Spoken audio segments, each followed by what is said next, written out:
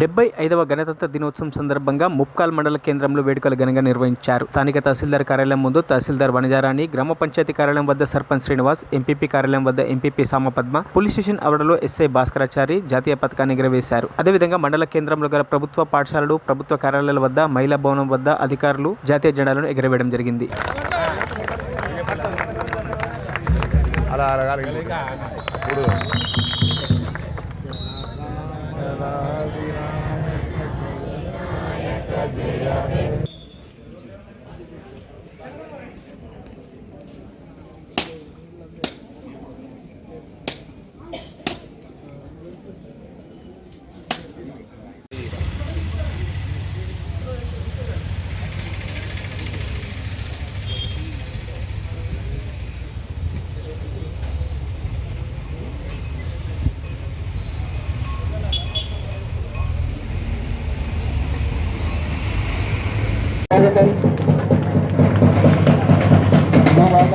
సంతోషం సార్.